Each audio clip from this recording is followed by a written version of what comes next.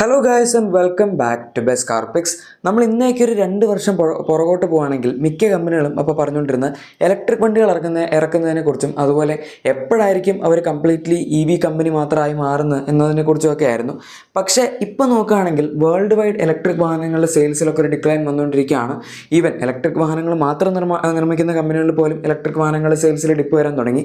നമ്മുടെ ബാക്കി main stream കമ്പനികൾ, അതായത് പെട്രോൾ ഡീസൽ വണ്ടികൾ ഇത്രയും കാലം ഉണ്ടാക്കിക്കൊണ്ടിരുന്ന കമ്പനികൾ ഇലക്ട്രിക് ഇറക്കിയിട്ട് അതിനും വലിയ ഡിമാൻഡൊന്നും ഇല്ല. അവരൊക്കെ വലിയ വലിയ പ്ലാൻസ് ഒക്കെയാണ് ഇട്ടിരുന്നെങ്കിലും മിക്ക കമ്പനികളും ഇപ്പോൾ ഫുള്ളി ഇലക്ട്രിക് ആവാതെ കുറച്ചൊക്കെ ഐസ് വാഹനങ്ങളിലും ഇൻവെസ്റ്റ് ചെയ്യുന്നതിനെ പറ്റി ആലോചിക്കുന്നുണ്ട്. മെർസിഡീസ് അവരുടെ EQ റേഞ്ച് മൊത്തമായിട്ടൊക്കെ ഇപ്പം തൽക്കാലത്തേക്ക് ഷട്ട് ഡൗൺ ചെയ്തിട്ടാണ്, അതായത് കുറച്ച് കാലത്തേക്ക് പോസ് ചെയ്തിട്ടുണ്ട്. എന്നിട്ട് അവരുടെ IC വാഹനങ്ങളിലായിരിക്കും ഇനിയിപ്പോൾ കൂടുതൽ ഫോക്കസ് ചെയ്യാൻ പോകുന്നത്. എന്തായാലും ഈ ഒരു സംഭവം കൊണ്ട് തന്നെ നമുക്ക് ഇന്ത്യയിൽ ഇപ്പോൾ ഒരുപാട് കമ്പനികൾ ഹൈബ്രിഡ് വാഹനങ്ങൾ കൊണ്ടുവരുന്നതിനെ പറ്റി പറയുന്നുണ്ട്. അതിൽ നമ്മൾ കഴിഞ്ഞ ദിവസം ഹോണ്ടയെ പറ്റി നോക്കി, ആൻഡ് ഇന്നിപ്പോൾ നമ്മൾ നോക്കാൻ പോകുന്നത് ഹ്യുണ്ടായെ പറ്റിയാണ്. ഹ്യുണ്ടായി ഇതിന് മുന്നേ ഒരു 1.2 ലിറ്റർ ഹൈബ്രിഡ് എഞ്ചിൻ കൊണ്ടുവരുന്നതിനെ പറ്റി നമ്മൾ പറഞ്ഞിട്ടുണ്ടായിരുന്നു. പക്ഷെ അത് ഏതിലായിരിക്കും ഉപയോഗിക്കാൻ പോകുന്നതെന്ന് കറക്റ്റായിട്ടൊരു ഐഡിയ ഇല്ലായിരുന്നു. അവർ ജസ്റ്റ് അങ്ങനെ ഒരു എഞ്ചിൻ കൊണ്ടുവരുന്നതെന്ന് മാത്രമേ നമുക്ക് അറിയണമായിരുന്നുള്ളൂ.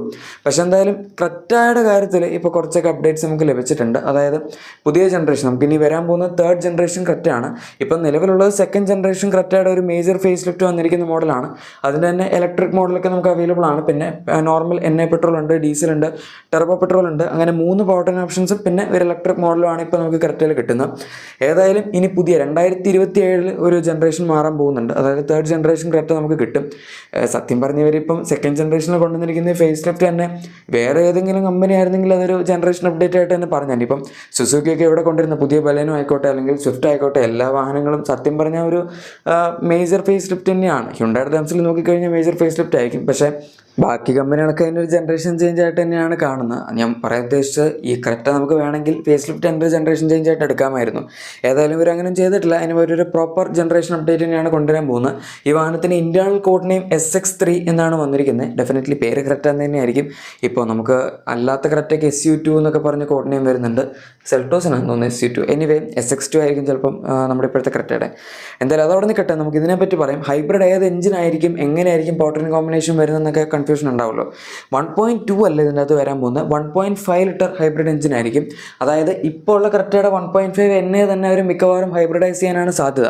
അത് 4 സിലിണ്ടർ എഞ്ചിനാണ്. സോ അതൊരു നല്ല കാര്യമായിരിക്കും. കാരണം 4 സിലിണ്ടർ ആകുമ്പോൾ ഇപ്പോൾ നമ്മൾ ഹൈ റൈഡർ ഗ്രാൻഡ് വിറ്റാരൊക്കെ എടുക്കുകയാണെങ്കിൽ 3 സിലിണ്ടർ ആയതുകൊണ്ട് എഞ്ചിൻ ഓൺ ആവുന്ന സമയത്ത് നമ്മൾ ഐഡലിങ്ങിലാണ്, അല്ലെങ്കിൽ വണ്ടി നിർത്തിയിട്ടിരിക്കുകയൊക്കെ ആണെങ്കിൽ വണ്ടിക്കകത്തേക്ക് പെട്ടെന്നൊരു വൈബ്രേഷൻ വരും. ഇതെന്തായാലും 4 സിലിണ്ടർ ആയതുകൊണ്ട് അങ്ങനത്തെ പ്രശ്നമൊന്നും ഉണ്ടാവില്ല.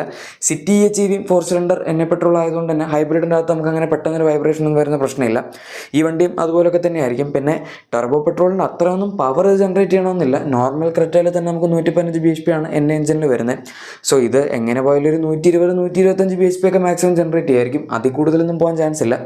പക്ഷേ എന്നാലും അത്രയ്ക്ക് ജനറേറ്റ് ചെയ്താലും സഫീഷ്യൻ്റ് ആണ്. കാരണം ഹൈബ്രിഡ് വണ്ടികൾ എന്ന് പറയുമ്പോൾ നമുക്ക് അത്യാവശ്യം നല്ല ലോ എൻഡ് ആയിരിക്കും. ഇനീഷ്യലി ഭയങ്കര പവർ ആയിരിക്കും. നമുക്കൊരു 60 വരെയൊക്കെ നല്ല ഫാസ്റ്റായിട്ട് എത്താൻ പറ്റും. അത് കഴിഞ്ഞാൽ പിന്നെ ഇത്തിരി സ്ലോ ആവും. പക്ഷെ എന്നാലും ഗിയർ ചേഞ്ച് ഒന്നും ഇല്ല. ഇലക്ട്രിക്, അതായത് ECVT ട്രാൻസ്മിഷനാണ് വരുന്നത്.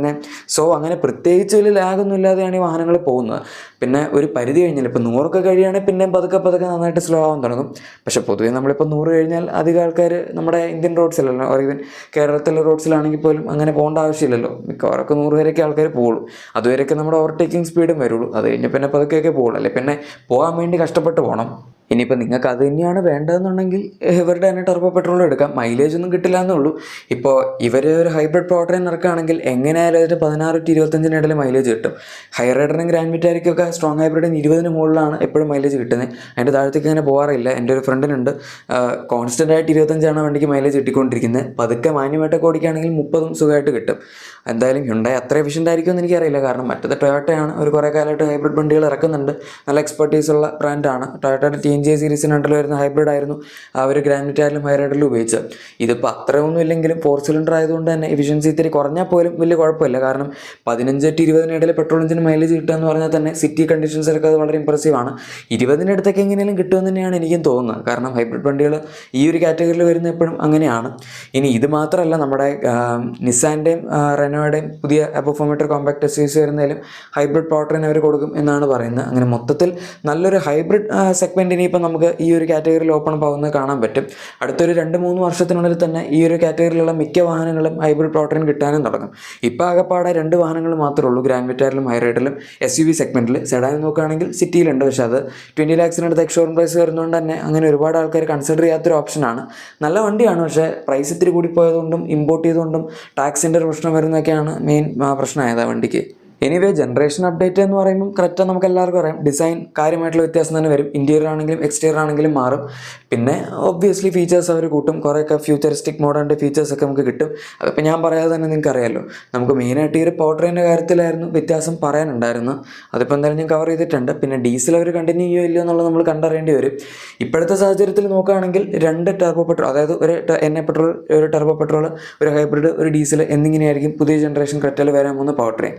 ഏതായാലും നിങ്ങൾക്ക് ഇതിനെപ്പറ്റി എന്താണ് പറയാനുള്ളത് എന്ന് താഴെ കമൻസിൽ പറയാം. പിന്നെ നിങ്ങളുടെ എക്സിസ്റ്റിംഗ് വാഹനത്തിന് എന്തെങ്കിലും ചെറിയ ആക്സറീസോ ക്ലീനിങ് പ്രൊഡക്ട്സോ ഒക്കെ വേണമെങ്കിൽ നമ്മുടെ ഡിസ്ക്രിപ്ഷൻ അല്ലെങ്കിൽ പ്രൊഡക്റ്റ് ടാഗും തീർച്ചയായും ചെക്കൗട്ട് ചെയ്തേക്കാം. വീഡിയോ ഇഷ്ടപ്പെട്ടെങ്കിൽ ഉറപ്പായിട്ടും ലൈക്കും സബ്സ്ക്രൈബും ഷെയറും കൂടെ ചെയ്യുക. നമുക്ക് മറ്റൊരു വീഡിയോയിൽ കാണാം.